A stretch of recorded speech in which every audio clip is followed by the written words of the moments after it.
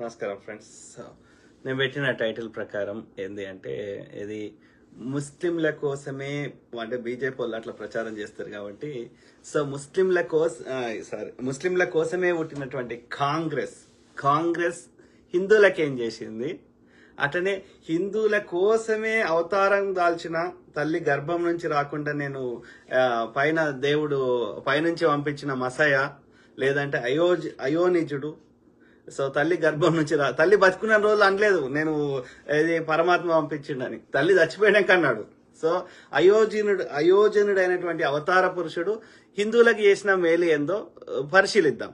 అంటే ఇందులో మనం ఏది రాజకీయం కోసం కాకుండా బీజేపీ వాళ్ళే మోడీ ఏం చేసిండో అని వాట్సాప్లలో షేర్ చేస్తున్నారు. అది ఎంతవరకు నిజం అనేది వాళ్ళు షేర్ చేసిందే, మనం తయారు చేసింది కాదు. మాట్లాడే ప్రయత్నం చేద్దాం. అట్లనే కాంగ్రెస్ కూడా ఏం చేసిందో చూద్దాం. కాంగ్రెస్ ముస్లింల కోసం చేసిందా, హిందువుల కోసం చేసిందా పరిశీలిద్దాం. వాస్తవాలే మాట్లాడుకుందాం. ఓకే, అది బెస్ట్. లెట్ స్టార్ట్ విత్ ఈ రోజు ఇది పెట్రోల్ డీజిల్ మీద రెండు రూపాయలు, అట్లనే గ్యాస్ సిలిండర్ మీద 50 రూపాయలు పెంచారు. అది ఇప్పుడు భారతదేశంలో జనాభా లెక్కలు అప్పుడు డాక్టర్ మన్మోహన్ సింగ్ గారి హయాంలో అయినాయి. మళ్ళీ జనాభా లెక్కలు ఎందుకు చేస్తలేడు మోడీ? కరోనా వచ్చింది, కోవిడ్ వచ్చింది అన్నాడు. కోవిడ్ పోయి కూడా చాలా రోజులు అయింది కదా, చేయండి. 84% మంది హిందువులు ఉన్న భారతదేశంలో అది ఏ ప్రభుత్వం అయినా, రాష్ట్ర ప్రభుత్వం కానీ కేంద్ర ప్రభుత్వం కానీ, అది మంచి చేసినా హిందువులకు అవుతుంది, చెడు చేసినా హిందువులకే అవుతుంది. ఎందుకంటే ఎక్కువ మంది వాళ్ళే ఉన్నారు కాబట్టి, ఎక్కువ ట్యాక్స్ కట్టేటోళ్ళు కానీ ఎక్కువ వాటి ఫలితాలు అనుభవించే వాళ్ళు కాబట్టి. సో కాబట్టి మోడీ గారు ఏది చేసిన ఇవాళ పెట్రోల్ డీజిల్ రేటు పెంచినా లేకపోతే గ్యాస్ సిలిండర్ మీద రేటు పెంచితే ఎవరికి ఎక్కువ నష్టం అవుతుందో గుండె మీద చేసుకొని చెప్పండి. 10% ఉన్న ముస్లింస్కి అవుతుందా, 2%, 3% ఉన్న అన్యమతస్తులకు అవుతుందా, 84% ఉన్న హిందువులకు అవుతుందా అని చెప్పండి నాకు. కాంగ్రెస్ ఓడి హయాంలో ఏది పెట్రోల్ మీద 9 రూపాయల చిల్లర ట్యాక్స్ తీసుకున్నారు, ఎక్సైజ్ సుంకము. అట్లనే డీజిల్ మీద 3 రూపాయల ట్యాక్స్ తీసుకున్నారు. రెండింటిని 33 రూపాయలు చేసినావు. అది 3 రేట్లు పెంచినావు, అది 10 రేట్లు పెంచినావు. సో దానివల్ల మోడీ గారి అట్లా డాక్టర్ మన్మోహన్ సింగ్ గారి హయాంలో మాక్సిమం జిఎస్టీ 18% చేస్తా అంటే నరేంద్ర మోడీ 28% చేసిండు. కాంగ్రెస్ హయాంలో ఖాన్ల కోసమే పుట్టిన కాంగ్రెస్ హయాంలో ఏది చాలా వస్తువుల మీద ట్యాక్స్ తీసుకోలే. పాలు, పెరుగు, చెప్పులు, బట్టలు ఇట్లాంటి వాటి మీద సున్నా జిఎస్టీ. దాన్ని ఏం చేసిండు నరేంద్ర మోడీ? హిందువుల కోసం పుట్టిన అవతార పురుషుడు ఏం చేసిండు? 0 ఉన్నది 5 చేసిండు, 5ని 8 చేసిండు, 8 ఉంటే 12 చేసిండు, 12 ఉంటే 18 చేసిండు, 18 ఉంటే 28 చేసిండు. చెప్పండి. సో అట్లా ఏది బీజేపీ వాళ్ళే ప్రచారం చేస్తున్నది. ఒకడు మృత్యుంజయరావు అని వాడు ఉంటాడు, వాడు ఖమ్మంలో ఉంటాడు. వాడు ఓకే, వాడు పొద్దుగా లేస్తే ఒక అఖిలపక్ష రాజకీయ వేదికను ఒక వాట్సాప్ గ్రూప్ ఉంది. ఇక పొద్దుగా లేస్తే అలా అందరినీ బూతులు తిడతాడు. ఇక మా మోడీ అది వీకిండు ఇది వీకిండు అని చెప్పుకుంటారు. సో వాడు బీజేపీ వాళ్ళు షేర్ చేసిందే చదువుతా ఫస్ట్, దాని మీద విశ్లేషించినాక కాంగ్రెస్ ఏం చేసిందో చదువుదాం. బీజేపీ వాళ్ళు ఏమి పీకారు అని అడిగే వాళ్ళకి ఏం చెప్తున్నాడు? మోదీ గారి ఘనకార్యాల లిస్ట్ ఇదిగో.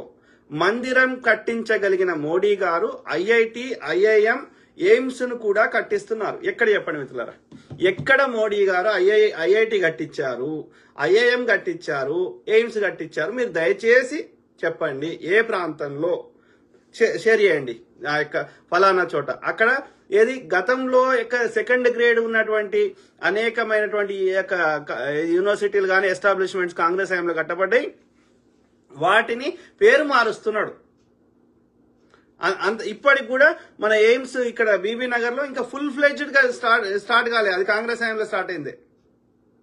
చెప్పండి, ఎక్కడ మోడీ గారు ఐఐటి కట్టించిండు, ఎయిమ్స్ కట్టించిండు, ఏది ఐఐఎం కట్టించిండో మీరు దయచేసి చెప్పండి. ఓకే ప్లీజ్, తెలియకపోతే నేను కూడా తెలుసుకుంటా. ఓకే, అంటే వాళ్ళు చేసింది ఎక్కడ కనిపించదు. ఒక్క అంధభక్తులకి తప్ప ఈ భూమి మీద మోడీ గారు చేసిన అభివృద్ధి మిగతా ఎవరికి కనిపించదు. పసుపు బోర్డు యొక్క ఆఫీసు ఫోటో తీసి పంపించండి నాకు, స్పైస్ బోర్డు యొక్క ఆఫీసు ఫోటో తీసి పంపించండి. అర్థమైందా? కాంగ్రెస్ ఓడి చేసినవి అన్ని అయితే అమ్ముతావు, లేకపోతే మా మోడీ చేసాడని చెప్తావు.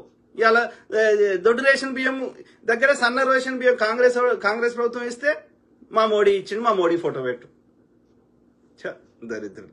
సో అనుకోని పరిస్థితులలో లాక్డౌన్ పెట్టిన మోడీ గారు అవసరార్థులకి ఉచిత రేషన్, గ్యాస్ వంటి సౌకర్యాలు కూడా కల్పించారు. చెప్పండి మిత్రులారా, లాక్డౌన్ అనేది ఆ యొక్క డైలీ వేజ్ వర్కర్స్ ని ఎక్కడికి పంపాలనో పంపకుండా, వాళ్ళకి సరైన ఏర్పాట్లు చేయకుండా ఎంతమంది కాలినడకన పోయి చచ్చిపోయింది చెప్పండి. కుక్క మాంసం తిన్నారు.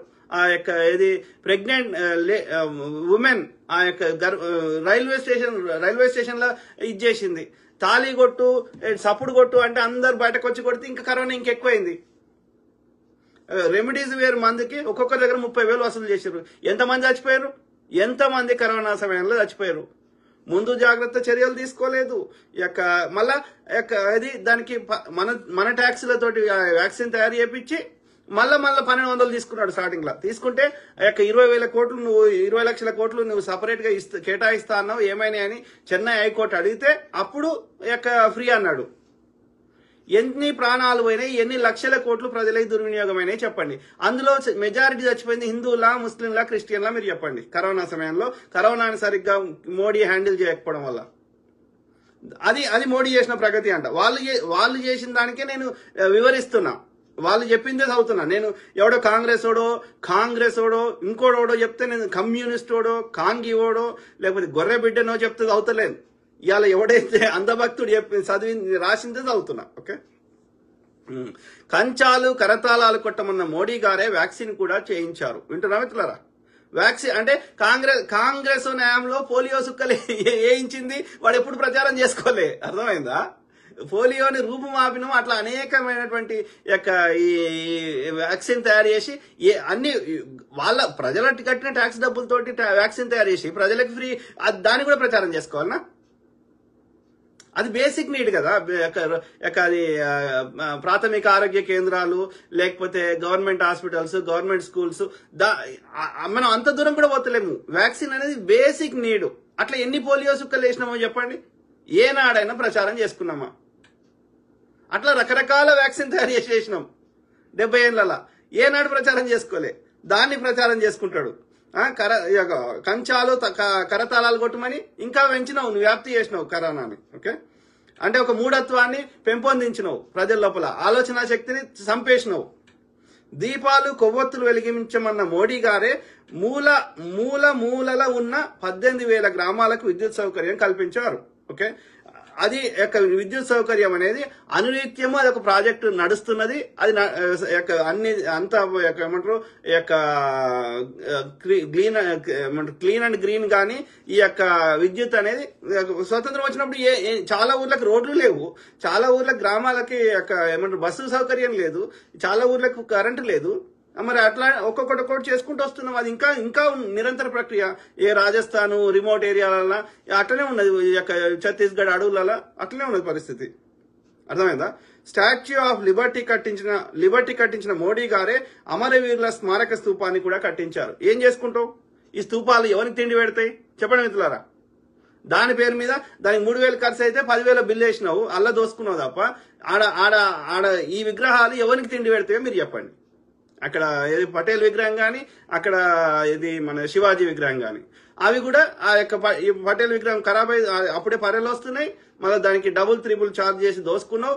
అది పెట్టిన దానికి అయిన ఖర్చుకి ఆ ఈవెంట్ కూడా ఇప్పట్లో అయ్యే అవకాశమే కనిపిస్తలేదు. అశోకుని శివాజీ విగ్రహం అయితే అది పలిగిపోయింది. అట్లా నువ్వు ఏది కట్టినా అది మళ్ళా రిపేర్ చేయాల్సి వస్తుంది. అది ఎయిర్పోర్ట్ రిపేర్ కానీ, ఢిల్లీ టన్నెల్ కానీ ఢిల్లీలో, లేకపోతే ఇది బ్రిడ్జిలు కానీ అన్ని కూలిపోతాయి, రిపేర్లు అవుతాయి. అంటే ఎంత కరప్షన్ చేసేది ఆలోచించండి. సో మోడీ భాజపా కార్యాలయాన్ని నిర్మించగలిగితే పార్లమెంట్ భవనాన్ని కూడా నిర్మించగలిగారు. ఓకే, అది అవసరమే లేకుండే. ఉన్న పార్లమెంట్ సరిపోతుంది, అది బందోబస్తు ఉన్నది. ఎందుకు నిర్మించినావు? తిన్నదరక్క ప్రజాధనం దుర్వినియోగం తప్ప ఏం అవసరం ఉండే? పాత పార్లమెంట్ ఏమైనా కూలిపోతుందా? ఆ శిథిలావస్థకు వచ్చిందా? బ్రహ్మాండంగా ఉంది. ఏం అవసరం? నువ్వు తిరగడానికి ఒక ఫ్లైట్ కొనుక్కున్నావు, 12,000 కోట్లు పెట్టి ఫ్లైట్ కొనుక్కున్నాడు. ఇక విదేశం నుండి మష్రూమ్లు తెచ్చి తింటాడు. రోజుకు 10 రకాల డ్రెస్సులు మారుస్తాడు. డాక్టర్ మన్మోహన్ సింగ్ గారు నార్మల్ పెన్ వాడి రెనాల్డ్స్ పెన్, ఈయన మాంటేక్ బ్లాక్ పెన్ వాడతాడు ₹1,00,000. మళ్ళీ నేను బికారిని, నేను ఫకీర్ను, నేను చౌకీదార్ని, నేను ఇప్పుడు జోలో పట్టుకొని పోతా అంటాడు. ప్రజా సొమ్ముని దుర్వినియోగం చేస్తున్నాడు. ఇన్ని దేశాలు తిరిగిండు మోడీ గారు, ఇన్ని వేల కోట్లు ఖర్చు పెట్టిండు తిరగడానికి. ఒక్క దేశంతో ఒక డీల్ చేసుకోవచ్చని చెప్పండి. అదానికి ఎయిర్పోర్ట్ అక్కడ ఏది షిప్ యార్డ్ల కాంట్రాక్టులు, అదానికి బొగ్గు కాంట్రాక్టు, అదానికి ఎలక్ట్రిసిటీ కాంట్రాక్టులు, విద్యుత్ కాంట్రాక్టులు, వీటి కోసం తిరిగిండు తప్ప ఒక భారతదేశానికి ఒక దేశంతో ఒక్క డీల్ చేసుకొచ్చింది దయచేసి చెప్పండి నాకు. డాక్టర్ మన్మోహన్ సింగ్ గారు పోయినారు, అమెరికా తోటి nuclear deal చేసుకొచ్చారు.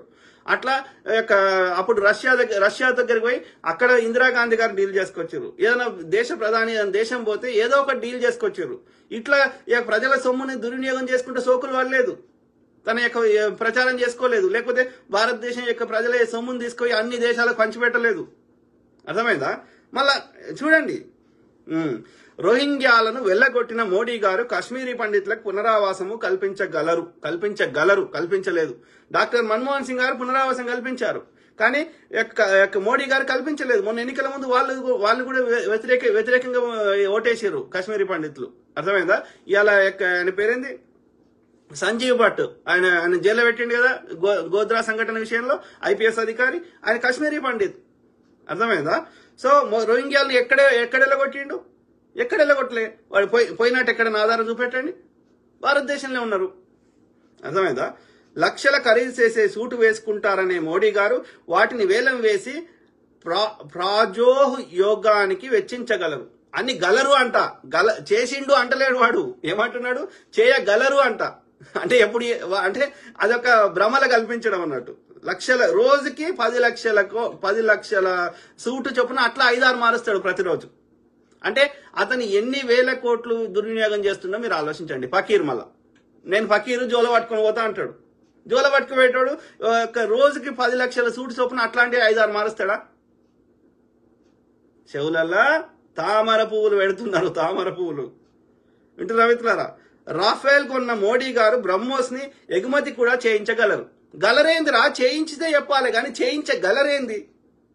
When you did it you say that I did it. చెయ్యకుండా అది రక్షణ సంబంధించింది కూడా ప్రచారం చేసుకోవాలన్నా? రక్షణ అనేది అది ఏ ప్రభుత్వానికి సంబంధం లేదు. దానికి బడ్జెట్ కేటాయించడం తప్ప అది ప్రభుత్వం అడ్వర్టైజ్మెంట్ చేసుకునేది కాదు. ప్రభుత్వాలు ఉన్నా లేకున్నా రక్షణ విభాగం, దేశ రక్షణ అనేది అది హైయెస్ట్ ప్రయారిటీ. దానికి ప్రభుత్వాలకు సంబంధం లేదు. మీరు బడ్జెట్ అలొకేట్ చేయడం తప్ప రక్షణ విభాగాన్ని అడ్వర్టైజ్మెంట్ నేను సాధించిన ప్రగతి అని ప్రచారం చేసుకోవడానికి హక్కు లేదు ఏ ప్రభుత్వాలకి. ఓకే, సో అట్లాంటిది రఫైల్లో ఎంత దోపిడీ చేసిండు కాంగ్రెస్ హయాంలో. అది 600 కోట్లకి ఎంత వస్తే దాన్ని 3 రెట్లు పెంచిండు మోడీ వచ్చినాక. ఓకే, అలా దోసుకున్నాడు. తర్వాత బ్రహ్మోస్ ని చేయించగలరు కాదురా, చేయించినాక చెప్పుకో. ఓకే, ఇది చేసిండు మా మోడీ అని. ప్రైవేటు భాగస్వామ్యంలో తేజస్ ఉత్పత్తి చేయించగల మోడీ గారు శీఘ్రగతిన పరుగులు తీసే బుల్లెట్ ట్రైన్ ని చేయించగలరు. గలరేందిరా? నాకు భాషనే నాకు అర్థమైతే లేదు. ఈ బుల్లెట్ ట్రైన్ అనేది అది రావడానికి ఇంకెన్ని నెలలు పడుతుందో మనకు తెలియదు. అది రావాల్సిందే. ఇంటర్నెట్, ఫోను, ట్రైన్లు, రోడ్లు, ఇవి కనీస అవసరాలు. ఇవి మారుతూ మహాఆఫ్రికా దేశంలో కూడా ఇంటర్నెట్ బ్రహ్మాండంగా వస్తుంది. అర్థమైందా? These are the basic needs. ఇవి కూడా చేయలేకపోతే నీకే కష్టం. మోడీ ఫ్లైట్ లో పోలేడు ఎక్కడికి. మీ బీజేపీ సంపదను ఒక ప్రాంతం నుంచి ఇంకో ప్రాంతానికి తరలించలేరు. ఎమ్మెల్యేని కొనుక్కొని మీరు అక్కడ వేరే ప్రాంతం తీసుకోలేరు. మీరు అడవిలో దాచిపెడితే అక్కడ నెట్వర్క్ లేకపోతే కష్టమవుతుంది. కాబట్టి ఇంటర్నెట్, ఇవన్నీ బేసిక్ నీడ్స్, ఇవి అవసరం. ఓకే, అర్థమైందా? అది నువ్వేమి అది ప్రజల మీద ప్రేమతోటి చేస్తలేవు. ఏది ఇప్పుడు గూగుల్ పే, జీపే, ఇంకో పే ఎందుకు తెచ్చిండు? ఎందుకంటే ఆన్లైన్ ట్రాన్సాక్షన్ జరిగితే అక్కడ వాళ్ళకి ఎక్కువ గీపేలకు పైసలు వస్తాయి. 3% అట్లా వాడు కట్ చేసుకుంటాడు. దాంతో పాటు ఇదంతా ఆన్లైన్ ట్రాక్ అవుతుంది కాబట్టి గవర్నమెంట్ ట్యాక్స్ వసూలు చేయడానికి ఈజీ అవుతుంది. అది వ్యాపారస్తుల దగ్గర కానీ, ఇండివిజువల్ వ్యక్తుల దగ్గర కానీ. కాబట్టి వాళ్ళకి అన్ని ట్యాక్సులు కరెక్ట్ వసూలు చేయడానికి, ప్రజల దగ్గర సొమ్మును తీసుకోవడానికి నువ్వు తెచ్చినావు తప్ప ప్రజల మీద ప్రేమతో తెలియదు. అర్థమైందా? సో అయినా అది బేసిక్ నీడ్ రా అయ్యా. ఇలా మీకు ఆధార్ సంఖ్య ఇచ్చినాం, అది బేసిక్ నీడు, దాన్ని కూడా చెప్పుకుంటారా? సో ఉత్పత్తి చేయించగల, నేను అందుకే అంటున్నా ఆర్మీకి సంబంధించిన అవి పెట్టింది ఎవరు మరి? అట్లా అంటే ఇప్పుడు ఈ యొక్క డిఆర్డిఓ, ఈ రక్షణ రంగానికి సంబంధించినవి ఇవన్నీ పెట్టింది ఎవరు? మళ్ళీ నెహ్రూ గారే కదా. డిఆర్డిఓ, డిఆర్డిఎల్ అట్లా చెప్పుకోవాలంటే అది కాదు కదా. అది రక్షణ విభాగాన్ని ప్రచారం చేసుకోవడానికి వీల్లేదు. అది వాళ్ళ పని వాళ్ళు చేసుకుంటారు. ఇస్రోలు, డిఆర్డిఓలు వాళ్ళ పని వాళ్ళు చేసుకుంటారు. వాళ్ళకి సరైన బడ్జెట్ కేటాయించి వాళ్ళకి సరైన టైంకి జీతాలు ఇస్తే సరిపోతుంది. అది బేసిక్ నీడ్. దాంట్లో ఏళ్ళు కాళ్ళు ఏ ప్రభుత్వాలు పెట్టకూడదు, దాని ప్రచారం కూడా చేసుకోకూడదు. ప్రభుత్వాలు దేని ప్రచారం చేసుకోవాలి? ఏదైనా కొత్తది కడితే ప్రచారం చేసుకో. ఈవెన్ రక్షణ విభాగం అయినా కొత్తది కడితే ప్రచారం చేసుకో. ఉన్నదాన్ని మెయింటైన్ చేయడానికి, ఆల్రెడీ ఎస్టాబ్లిష్ దాన్ని మెయింటైన్ చేయడానికి ప్రచారం చేసుకోవద్దు. అది కనీస అవసరం. అర్థమైందా? ప్రజా ప్రైవేట్ భాగస్వామ్యంలో మోడల్ స్టేషన్ రూపొందించే మోడీ గారు సరుకు రవాణా నిమిత్తం ప్రత్యేక వసతి రూపొందించగలరు. వీని భాష ఏందో, రూపొందించగలరు అంటే వాడు చేయలేదు అన్నట్టు, చేస్తాడేమో అని వీడు ఆశపడుతున్నాడు. అర్థమైందా? సో ఏది సరుకు రవాణా నిమిత్తం ప్రత్యేక వసతి, ఇట్లా ఏమర్థమైంది మిత్రులు? ఈ సెంటెన్స్ లో నాకు ఏం అర్థం కాలేదు. ప్రజా ప్రైవేటు భాగస్వామ్యంలో మోడల్ స్టేషన్ రూపొందించే మోడీ గారు సరుకు రవాణా నిమిత్తం ప్రత్యేక వసతి రూపొంచగలరంట. వాడికి భాష కూడా చక్కగా రాలేదు. సో ఇక్కడ మీకు ఏమర్థమైంది? ఇలా నాకు 1% ఏం అర్థం కాలే. మోడల్ స్టేషన్ అంటే ఏందో నాకు తెలియదు. ప్రజా ప్రైవేట్ భాగస్వామ్యం అంటే పబ్లిక్, గవర్నమెంట్, ప్రైవేట్ మార్గంలో మోడల్ స్టేషన్ అంటే దేనికి మోడల్ స్టేషనో అది ఏంటిదో నాకు అర్థం కాలే. మోడీ గారు సరుకు రవాణా నిమిత్తం ప్రత్యేక వసతి రూపొందించగలరు అంటే గూడ్స్ ట్రైన్ పెడతా అంటుండా? లేవా గూడ్స్ ట్రైన్లు ఆల్రెడీ? నాకు తెలియదు. నాకు ఆ సెంటెన్స్ అర్థం కాలేదు. టోల్ ట్యాక్స్ వసూలు చేయించే మోడీ గారు ఎక్స్ప్రెస్ హైవేలు, 14 లైన్ల రహదారులు, దేశ రక్షణకు ఉపయోగపడే వంతెనలు నిర్మింపజేయగలరు. ఇది పంబన్ అదా లేకపోతే అదే రోడ్లు, హైవేలు, బ్రిడ్జ్లు, ఇది కనీస అవసరం. అవి చేయకపోతే మనము ఒక ప్రాంతం నుంచి ఇంకో ప్రాంతానికి ఏమీ తరలించలేము. అది కనీస అవసరం. అది కాంగ్రెస్ ఉన్నప్పుడు కూడా చేసింది, ఇప్పుడు కూడా చేయాల్సిందే. అది ఘనకార్యమేం కాదు. అది ఓకే, రోడ్లకు సంబంధించిన అది ఘనకార్యమేం కాదు. కానీ కాంగ్రెస్ వాడు టోల్ ట్యాక్స్ గింత వసూలు చేయలే, భయంకరంగా వసూలు చేస్తున్నారు వీళ్ళు. పెట్రోలు, డీజిల్ ధరలు పెంచిన మోడీ గారు ఇరాన్కు ఉన్న రుణము 43,000 కోట్లు తీర్చగలరు. ఆపత్కాల సమయంలో అవసరాలు తీర్చే నిల్వలు ఏర్పాటు చేయగలరు. అర్థమైందా? ఇదొకటి చెప్పాలి. ఇదేంది, ఏ ప్రభుత్వమైనా సరే ఓకే, మనం వాళ్ళ దేశాల నుంచి ఆయిల్ కొనుక్కుంటే వాళ్ళకి ప్రభుత్వం ఆ యొక్క పేమెంట్ ఇవ్వాల్సిందే. చేయకపోతే మళ్ళీ నెక్స్ట్ ఆయిల్ వాళ్ళు ఇయ్యరు. ఇవ్వకపోతే మనం బండ్లలో నడుపుకోలేము. కాబట్టి అది మోడీ గారైనా, అప్పుడు డాక్టర్ మన్మోహన్ సింగ్ గారైనా, ఎవరైనా ఇవ్వాల్సిందే. ఇచ్చిండ్రు, వాళ్ళు కూడా ఇచ్చిర్రు. సో అది కూడా ఘనకార్యమా? మనం బిల్లులు పే చేయడం కూడా ఘనకార్యమా చెప్పండి? ఇలా టీచర్ ఉద్యోగం చేసిండు, టీచర్ జీతం ఇవ్వడం కూడా ఘనకార్యమా? కాదు. అది బేసిక్ నీడ్, అది కనీస అవసరం. అంటే ఎట్లా అయిపోయిందంటే మా మోడీ తుమ్మినా సరే, మా మోడీ చూసినా ఎంత మంచిగా తుమ్మిండు, ఇది ప్రపంచంలో మోడీ లెక్క ఎవ్వరు తుమ్మలేరు, ఇది మోడీ ఘనకార్యం అని చెప్తున్నారు వాళ్ళు. ఆలోచించండి మిత్రులారా దయచేసి. ఓకే, అట్లా చెప్పాలంటే కాంగ్రెస్ ఎన్ని చెప్పాలి వానికి? ఆలోచించండి. సో మనం ఒక దేశం నుంచి పెట్రోల్, ముడి పెట్రోల్ కొనుక్కుంటే దానికి బిల్లు పే చేస్తానంటే మోడీ ఘనకార్యం చేసిండంట. Very unfortunate. గ్యాస్ ధర పెంచిన మోడీ గారు 7 కోట్ల మందికి ఉచిత గ్యాస్ సరఫరా కూడా చేయగలరు. చెప్పండి మిత్రులారా, ఎంతమందికి మీకు మోడీ ఇచ్చిన గ్యాస్ ఫ్రీగా వస్తుంది? చెప్పండి మీరు దయచేసి, బీ హానెస్ట్ గా కామెంట్ పెట్టండి. మీకు మోడీ మీకు గ్యాస్ సిలిండర్ ఫ్రీగా వస్తుందా? అలా మోడీ ఇస్తుందా? కామెంట్ పెట్టండి చదువుతా. ఓకే, అదేంటి ఉజ్వల కింద ఫస్ట్ టైము ఫ్రీగా ఇస్తారా లేకపోతే తక్కువ రేటుకి ఇస్తారు గంతే, తర్వాత రీఫిల్కి ఏమి ఉండదు, ఒక్క పైస ఇయ్యారు. అర్థమైందా? స్వచ్ఛ భారత్ కు ప్రాధాన్యం ఇచ్చే మోడీ గారు 12 కోట్ల మరుగుదొడ్ల సౌకర్యం కల్పించగలరు. అర్థమైందా? స్వచ్ఛ భారత్ కి నార్త్ ఇండియాలో సండాసులు కట్టించిండంట, కానీ అది ఓడు వాడతలేడంట. ఎందుకంటే అది కరెక్ట్ గా పోయే మెకానిజం సరిగ్గా పెట్టలేదంట. అందుకని మళ్ళా ఊర్లో అవతలకే పోతురంట నార్త్ ఇండియాలో. ఓకే, ఈ సౌత్ ఇండియాలో ఎంతమందికి మరుగుదొడ్లు మీకు వచ్చినాయి? ఎవరికైనా మోడీ కట్టించిన స్వచ్ఛ భారత్ కింద మరుగుదొడ్లు? స్వచ్ఛ భారత్ అంటే ఒక మరుగుదొడ్లే ఉంటాయా? రోడ్ల పరిశుభ్రత ఇవన్నీ ఉండయా? చెప్పాలి, వాళ్ళే చెప్పాలి.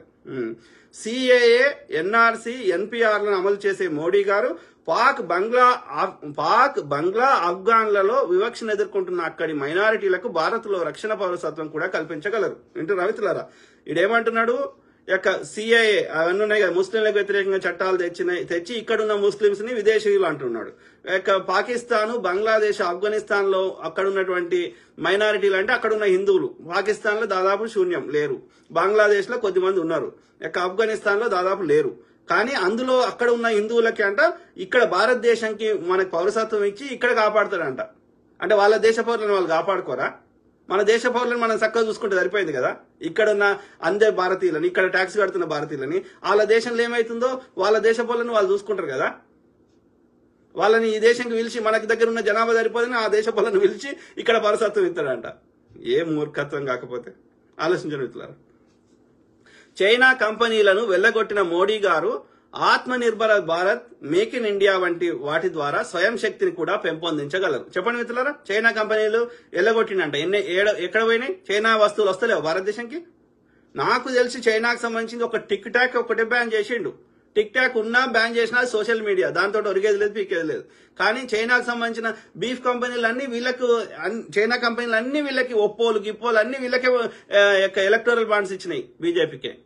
చైనా కంపెనీలు పోయినాయంట, అన్ని అబద్దాలే, అన్ని ఫేకే. మేక్ ఇన్ ఇండియా కింద కొత్తగా ఎన్ని కంపెనీలు ఇండియాలో మేక్ చేస్తున్నాయి చెప్పండి? ఒక్కడు కూడా చేస్తలేడు, అన్ని అబద్దాలే. నోట్ల రద్దు చేసిన మోడీ గారు డిజిటల్ పేమెంట్, నూతన కరెన్సీ వంటివి కూడా అందించగలరు.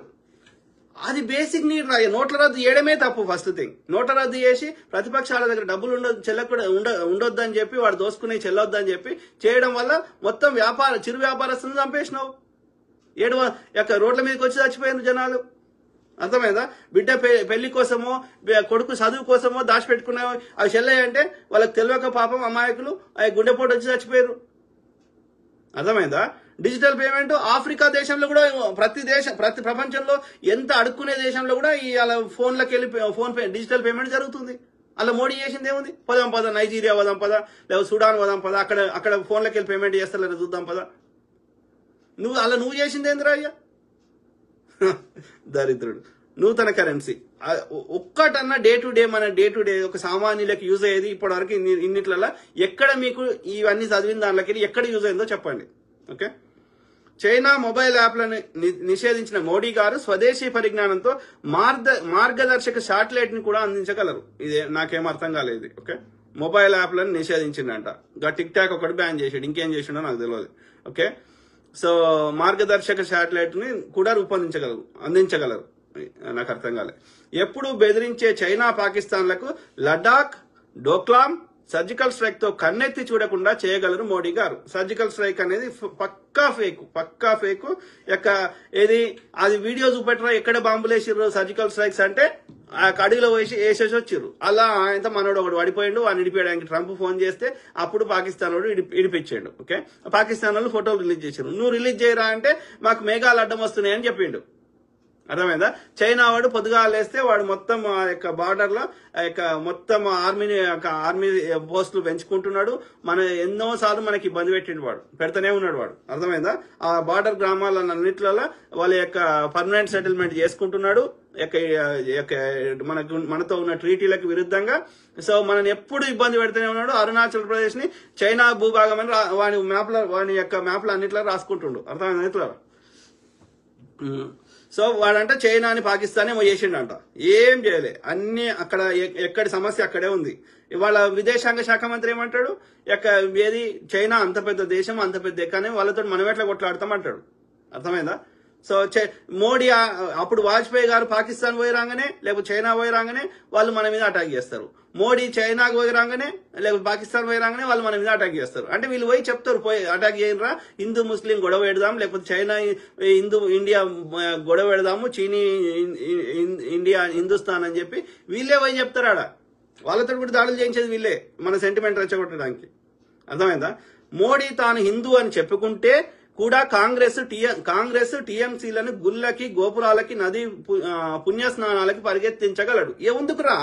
అలా నీళ్ళలో అలా మునిగితేంది, ఆ యొక్క బురద నీళ్ళలో మునిగితేంది, మునగకపోతేంది. మునుక్కోపో, నీకు నచ్చిన సనాతన అధర్మం ప్రకారం మునుక్కుంటే మునుక్కో, మాకు సంబంధం లేదు. ఓకే, కాంగ్రెస్ టీఎంసీలు అల్ల కూడా నువ్వు హిందువులు అన్ని పార్టీలలో ఉన్నారు, ఎవరికి నచ్చినోడు ఆయన మొక్కుంటాడు, అల్ల ఏమున్నది అందులో విశేషం? ఇవాళ కాంగ్రెస్ సంబంధించిన వాళ్ళు మనం శ్రీరామనవమి చేసుకోలేదా? ఒకరితో విష్ చేసుకోలేదా? నీ బీజేపీ పార్టీ పుట్టక ముందు చేసుకోలేదా? అన్ని మతాల వారు అన్ని పార్టీలలో ఉన్నారు, ఎవరికి నచ్చింది వాళ్ళు, అది పర్సనల్ బిలీఫ్ సిస్టమ్. దాంట్లో మోడీ ఎందుకు వెళ్ళబెడుతున్నాడు? ఆలోచించండి మిత్రులారా. ఎన్నో ఏళ్ల తర్వాత సరైన గొప్ప నాయకుడు దొరికాడు నా దేశానికి అని చెప్తున్నాడు. పెట్రోల్ డీజిల్ ఎలాగో అమ్ముడుపోతూనే ఉంటాయి, కానీ మా ప్రాధాన్యత అంతటి చులకనైనది కాదు. భక్తులము, సంఘీయులము, దేశం కోసం, ధర్మం కోసం ఎప్పటికీ కుటుంబ బానిసలను, విదేశీ తొత్తులను ఎదుర్కొనేందుకు సిద్ధమే. జై హో మోదీజీ, జై శ్రీరామ్, జై బీజేపీ, జై హింద్. ఇప్పుడు ఆడు రాసిందే నేను చదివిన, ఇలా నేను ఒక్క మాట కూడా నేను వివరించిన తప్ప, వాడు రాసిన దానికి వివరించిన తప్ప వాడు రాసిందే చదివిన. ఇలా ఇప్పుడు చదివిన అన్ని పాయింట్లలో మీకు డే టు డే లైఫ్ లో ఏమి యూజ్ అయిందో ఒక్కటి చెప్పండి, కామెంట్ పెట్టండి, నేను చదువుతా లాస్ట్ లో. ఓకే, సో అట్లనే ఏది కాంగ్రెస్ ఏం చేసిందో చూద్దాం. ఫాస్ట్ ప్రయత్నం చేస్తా, ఎక్కువ టైం కాకుండా. సో కాంగ్రెస్ ఏం చేసింది అనే అజ్ఞానులకు అంకితం. మొన్న ఏదో సమావేశంలో మాన్య ప్రధాని గారు మాట్లాడుతూ 60 ఏళ్లలో కాంగ్రెస్ ఏం చేసింది అంటూ ఎప్పుడు అవకాశం దొరికినా కాంగ్రెస్ ని తిడతాడు. అది పార్లమెంట్ లోపలైనా, ప్రెస్ కాన్ఫరెన్స్ లో అయినా, ఎక్కడ ప్రెస్ కాన్ఫరెన్స్ కానీ రాడు. ఓకే, కానీ వచ్చిన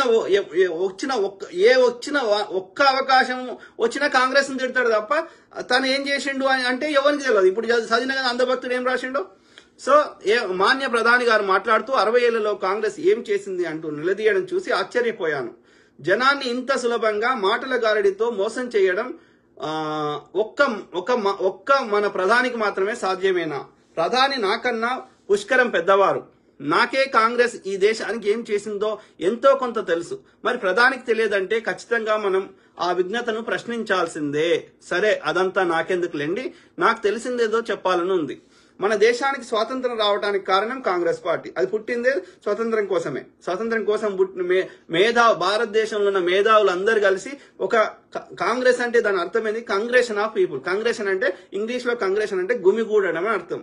ఆ విధంగా వెస్ట్ బెంగాల్ చెందినటువంటి కలకత్తా యూనివర్సిటీలో చదువుకునే విద్యార్థులు బొంబాయిలో, లేదంటే అప్పుడు బొంబాయి అనేటోళ్ళు ఇప్పుడు ముంబై అంటున్నారు. సో అక్కడ వాళ్ళు పూనాలో పెట్టుకుందామంటే అక్కడ ఏది ఏమంటారు, అక్కడ ఇదేమంటారు, అదే ఎలుకలతో వస్తుంది చూడు, ఆ రోగం వస్తే ఆ రోగాన్ని అక్కడ అని చెప్పి ముంబైలో ట్రాన్స్ఫర్ చేసుకున్నారు ఆ మీటింగ్ ని. సో ఆ విధంగా అందరు కలిసి ఒక దేశభక్తులు, దేశానికి స్వతంత్రం ఎట్లా తేవాలని ఆలోచించేటువంటి జాతీయవాదులు అందరు కలిసి గుమిగూడిన దాన్ని కాంగ్రెస్ అన్నారు, అంతే. కాంగ్రెస్ ని ఒక వ్యక్తి స్థాపించలేదు, అర్థమైందా? సో అది కాంగ్రెస్ పుట్టిందే ఎందుకోసం పుట్టింది? స్వయం పరిపాలన, స్వతంత్రం, ఈ రెండే. స్వరాజ్యం కావాలి, అట్లనే స్వయం పరిపాలన కావాలి. ఈ రెండు ధ్యేయాలతోటే కాంగ్రెస్ పుట్టింది. జాతీయవాదులందరూ కలిసి ఏర్పాటు చేసుకున్నది కాంగ్రెస్ పార్టీ. ఓకే, దాదాపు 100 సంవత్సరాల పాటు పోరాటానికి నాయకత్వం వహించింది, త్యాగాలు చేసింది కాంగ్రెస్ పార్టీయే. ఈ దేశంలో ప్రతి నీటి ప్రాజెక్టు కాంగ్రెస్ నిర్మించింది. చెప్పండి మిత్రులారా, నాగార్జున సాగర్, శ్రీశైలం, దేశం లెవెల్లో పోతే హీరాకుడు, బాక్రానంగల్, ఇట్లాంటి మేజర్ ఇరిగేషన్ గానీ, మైనర్ ఇరిగేషన్ గానీ, మీడియం ఇరిగేషన్ ప్రాజెక్ట్స్ అన్ని కాంగ్రెసే కట్టింది. ఇప్పుడు తెలుగు రాష్ట్రాల్లో మనం కడెం రావినారాయణ రెడ్డి ప్రాజెక్టు, లేకపోతే ఎస్ఆర్ఎస్పి, లేకపోతే భీమా, కోయల్ సాగర్, నెట్టెంపాడు, ఇట్లా ఏ ఇరిగేషన్ ప్రాజెక్ట్ అన్న తీసుకో, దేశం లెవెల్లో గానీ మన తెలుగు రాష్ట్రాల్లో గానీ ఎవడు కట్టిండు? మెజారిటీ కాంగ్రెస్. 1-2 టీడీపీ కట్టినట్టుంది కానీ మెజారిటీ కాంగ్రెసే కట్టింది. ఆలోచించండి. ఓకే, ఈ దేశంలో అన్ని విమానాశ్రయాలు కాంగ్రెస్ పార్టీ పుణ్యమే. అవి ఆల్రెడీ మంచి బందోబస్తున్నా కానీ అవి తీసేసి ఈ ఇంటర్నేషనల్ స్టాండర్డ్ లో 5 ఎయిర్పోర్ట్లు డాక్టర్ మన్మోహన్ సింగ్ గారి హయాంలో కట్టబడ్డాయి. యూపీఏ 1, యూపీఏ 2లో, యూపీఏ హయాంలో అన్ని ప్రధాన నగరాల్లో, బెంగళూరు, హైదరాబాదు, మన శంషాబాద్ లా, ఇక్కడ బేగంపేటలో విమానాశ్రయం ఉండంగా, అట్లా ఇందిరాగాంధీ పాలెం ఎయిర్పోర్ట్, అట్లా 5 బెంగళూరులో, అన్ని చోట్ల, చెన్నైలో, అన్ని చోట్ల ఇంటర్నేషనల్ స్టాండర్డ్ ఎయిర్పోర్ట్లు కట్టడం జరిగింది. శంషాబాద్ ఎయిర్పోర్ట్ కట్టినాక హైదరాబాద్ రూపురేఖలే మారిపోయినాయి. ఆలోచించండి. ఓకే, అట్లనే ఆహార విప్లవం తెచ్చింది. తినడానికి తిండి లేక మనం గోధుమలు ఇంపోర్ట్ చేసుకున్న దేశము ఇవాళ సర్ప్లస్ గా విదేశాలకు ఎక్స్పోర్ట్ చేసే స్థాయికి ఎట్లా వచ్చినాం? దాన్నే గ్రీన్ రెవల్యూషన్ అంటారు. ఓకే, అర్థమైందా?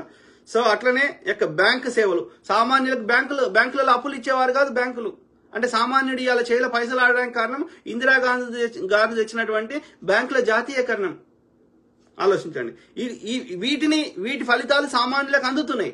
మోడీ గారు చేసింది ఏందో ఇంతకుముందు చూసినాం కదా. అలా ఎంతవరకు మీకు నిజంగా లబ్ధి చేకూరింది? ఆ యొక్క నార్మల్ మెయింటెనెన్స్ కాకుండా బియాండ్ ఇది ఒక కాంగ్రెస్ లాగా నిజంగా ఒక గణనీయమైన ఏం చేసినారో చెప్పండి. మళ్ళీ కాంగ్రెస్ ఇన్ని అప్పులు చేయలేదు. 64 ఏళ్లలో 13 ప్రధానమంత్రులు చేసిన అప్పు 57 లక్షల కోట్లు. ఒక్క మోడీ గారు చేసిన అప్పు 150 లక్షల కోట్లు దాటింది. ఇలా 200 లక్షల కోట్ల పైన అయింది అప్పు. ఇంకా ప్రభుత్వ రంగ సంస్థలు అమ్మినాయి, నేను లెక్క పెడతలేను. ఇక దోశలకి ఇచ్చేసినాయి. ఓకే, పాకిస్తాన్ పీచాన్ని అణిచివేసి దేశాన్ని చీల్చి ప్రపంచ పటంలో కొత్త దేశాన్ని సృష్టించింది బంగ్లాదేశ్. ఏర్పాటు ఎవరు చేశారు? కాంగ్రెస్ కదా, ఇందిరాగాంధీ గారు కదా. చెప్పండి. భూ సంస్కరణలు తెచ్చి పేదోళ్ళకి భూములు పంచిపెట్టింది కాంగ్రెస్ కదా. చెప్పండి. పేదవాడికి భూములు పంచిపెట్టింది కాంగ్రెస్ పార్టీ. సైన్స్ రంగంలో విప్లవాలు తెచ్చింది కాంగ్రెస్ పార్టీ. మొట్టమొదటిగా మన యొక్క స్పేస్ లోకి ఆయన రాకేష్ శర్మని పంపించింది కాంగ్రెస్ పార్టీ కదా. చెప్పండి. పరిశోధనా సంస్థ అనేక research, medical research, industrial research, ఈ యొక్క అనేకమైనటువంటి ఇవాళ ఉన్న భారతదేశంలోని అనేక రీసెర్చ్ ఆర్గనైజేషన్స్ ఎవరు పెట్టారు? డిఆర్డిఓ కావచ్చు, డిఆర్డిఓలు కావచ్చు, ఆ యొక్క న్యూక్లియర్ ప్లాంట్స్ కావచ్చు. చెప్పండి. బాబా అటామిక్ రీసెర్చ్ సెంటర్ కావచ్చు, ఇక్రిసాట్ కావచ్చు, ఏ రంగమన్నా తీసుకోండి. ఆలోచించండి మిత్రులారా. సంస్థలు ఏర్పాటు చేయడమే తప్ప అమ్మడం అన్నది కాంగ్రెస్ ఏనాడు చేయలేదు. ప్రభుత్వ రంగ సంస్థల ఏర్పాటు ద్వారా లక్షల కోట్ల సంపద సృష్టించింది కాంగ్రెస్ పార్టీయే. పరిశోధనా రంగంలో కాంగ్రెస్ పార్టీ చేసిన సంస్థల పుణ్యమా అని ఇవాళ అంతరిక్షంలో భారతదేశ పతాకాలు సగర్వంగా ఎగురుతున్నాయి.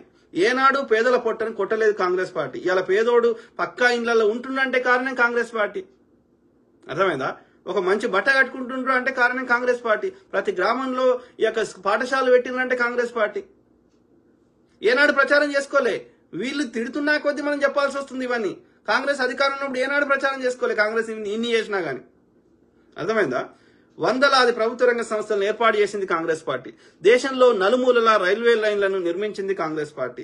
కోట్లాది మందికి శాశ్వత ఉద్యోగాలు ఇచ్చింది కాంగ్రెస్ పార్టీ. చెప్పండి మిత్రులారా. ఇవన్నీ చెప్తున్నా కదా. వీటన్నిట్లలో పనిచేస్తున్న వారు కానీ, వీటి ఫలితాలు అనుభవిస్తున్న వాళ్ళు కానీ, వీటి ద్వారా ఇప్పుడు ఐఐటీలలో చదువుకుంటున్న వాళ్ళు కానీ, పాఠాలు చెప్తున్న వారు కానీ, ఇవాళ బీడీపీఎల్లో లేకపోతే ఇక్రిసాట్లో పనిచేస్తున్న వాళ్ళు కానీ, అక్కడ వాటి ద్వారా లబ్ధి చేకూరుతున్న వాళ్ళు కానీ ఎవరో నాకు చెప్పండి. నాగార్జున సాగర్ కింద పంటలు పండించుకుంటున్న హిందువులా, ముస్లింలా, క్రిస్టియన్లా మీరు దయచేసి చెప్పండి. అది కాంగ్రెస్ కదా. అంటే చెప్తే ఎక్కడన్నా 1% రియాలిటీ దగ్గర ఉండాలి, అతకాలి కదా. ఇవాళ 60 ఏళ్ల నుండి రిటైర్ అయిన వారు సగం జీతాన్ని పెన్షన్ గా అందుకుంటూ మరణించేంత వరకు దర్జాగా జీవిస్తున్నారంటే కారణం కాంగ్రెస్. అది కాంగ్రెస్ పుణ్యమే. ఈ దేశానికి 14 లక్షల బలమైన సైన్యాన్ని నిర్మించింది కాంగ్రెస్ పార్టీయే. బ్రిటిష్ వాడు పోయేటప్పుడు ఏముండే భారతదేశం దగ్గర? ఏమీ లేకుండే. తినడానికి తిండి లేకుండే, కట్టుకోవడానికి బట్ట లేకుండే. దేశం చుట్టూ బార్డర్స్ అన్ని అన్ప్రొటెక్టెడ్, సరైన రక్షణ లేకుండే. అడుక్క తినే దేశం చేసిపోయింది వాడు. ఈ దేశంలో పేదవాడికి ఆహార భద్రతను కల్పించింది Congress party. Right to information act, సమాచార హక్కు చట్టం తెచ్చింది కాంగ్రెస్ పార్టీ. భూసేకరణ చట్టం తెచ్చింది Congress party. Right to education act తెచ్చింది కాంగ్రెస్ పార్టీ. అన్ని చేసినాక అన్ని చూసుకుంటా కూడా తలలో మంచి ఆహారం ఉంటే కూడా అని ఉంచుతా అంటే ఇది ఆహారమే కాదు అంటే ఇక వాళ్ళ కుసంస్కారం అది. ఓకే. ఆర్థిక సంస్కరణతో దేశాన్ని దివాలా దశ నుంచి ప్రగతి వైపు తీసుకెళ్లింది కాంగ్రెస్ పార్టీ. రాజులకిచ్చే పెన్షన్లను రద్దు చేసింది కాంగ్రెస్ పార్టీ. పంచవర్ష ప్రణాళికలు, 6 సూత్రాల పథకాలతో పేదల స్థితిగతులు మార్చింది కాంగ్రెస్ పార్టీ. చైనాతో 2 సార్లు, పాకిస్తాన్తో ఒకసారి యుద్ధం జరిగినా అతి స్వల్ప కాలంలో దేశం కోలుకున్నదంటే అందుకు కారణం కాంగ్రెస్ పార్టీయే. మొట్టమొదటిగా అణుపరీక్షలు నిర్వహించి అమెరికా, చైనా, రష్యాల గుండెల్లో రైళ్లు పరిగెత్తించింది కాంగ్రెస్ పార్టీ. అంగరక్షకుల తుపాకీ గుళ్లకు బలైపోయింది కాంగ్రెస్ పార్టీ ప్రధానమంత్రి. అందరూ ఇందిరాగాంధీ గారు, రాజీవ్ గాంధీ గారు కదా. ఇందిరాగాంధీ గారు ఎందుకు చేసారు? ఆ యొక్క పంజాబ్ ని పాకిస్తాన్ లో కలుపుతానికి ప్రయత్నం చేస్తే అది కానియలేదు. ఎందుకు వాళ్ళు అట్లా పగబెట్టుకున్నారు? వాళ్ళ బంగ్లాదేశ్ ని ఇట్లా సపరేట్ చేసినామని ఈయన పంజాబ్ ని చేద్దామని ట్రై చేసారు వాళ్ళు. ఇది ఇటు సైడ్ బార్డర్ ఉంది కదా పాకిస్తాన్ కి. సో చేస్తే ఇందిరాగాంధీ గారు కానియలేదు. ఓకే. శ్రీలంకలో శాంతి సాధించడానికి చేసిన ప్రయత్నాల్లో ఉగ్రవాదుల బాంబు దాడికి ప్రాణాలు అర్పించింది కాంగ్రెస్ పార్టీ ప్రధానమంత్రి. ఉచిత విద్యుత్తును మొట్టమొదటిసారిగా ఇచ్చింది కాంగ్రెస్ పార్టీయే.